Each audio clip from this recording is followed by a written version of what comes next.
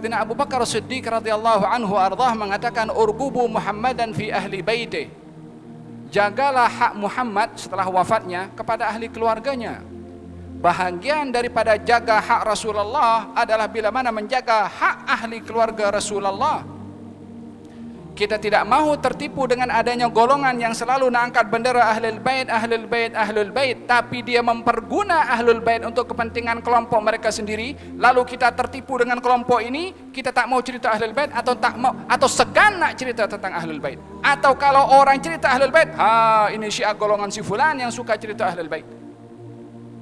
Ahli sunnah wal jamaah adalah ajaran kelompok as-sawadul a'zam yang majority di dunia ini, yang mencintai ahlul bait seperti mana mencintai as-sahabah, yang kedua-duanya adalah hubung kait dengan Rasulullah. Ahlul bait persahabatannya dan juga kekeluarganya dengan Rasulullah, as-sahabah adalah persahabatannya dengan Rasulullah dan iman mereka kepada Rasulullah.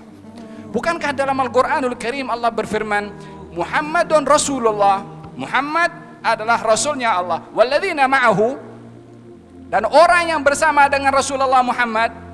Kalau itu orang yang bersama dengan Rasulullah dan Muhammad di zaman Rasulullah, siapa yang bersama dengan Rasulullah waktu itu yang beriman kepada Nabi?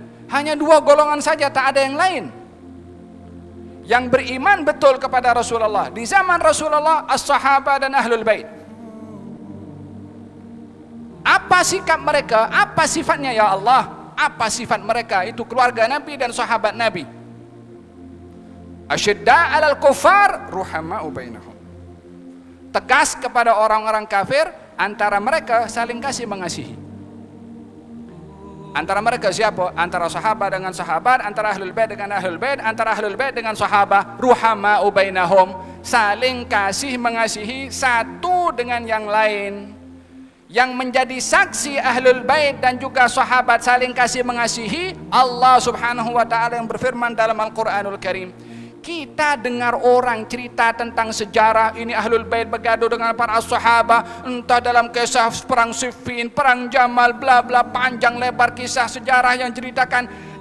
Orang percaya dengan ahli sejarah, tinggalkan kesaksian Allah dalam Al-Quran yang memberitahukan mereka saling kasih mengasihi satu dengan yang lain. Yang menjadi saksi Allah subhanahu wa ta'ala, yang tahu juga apa yang akan berlaku dalam perang Siffin, dalam perang Jamal, semuanya adalah terkait dengan kepada Nabi SAW, yang kita hormat kepada kedua-duanya.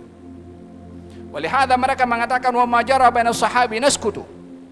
Yang terjadi antara as-sahabah kita patut diam untuk tidak memberikan komen antara mereka, karena mereka ada hubung kait rapat dengan baginda Rasulullah SAW. Itu yang diajar oleh ahli sunnah untuk menyikapi kepada ahlul bait dan juga ahli keluarga Rasulullah.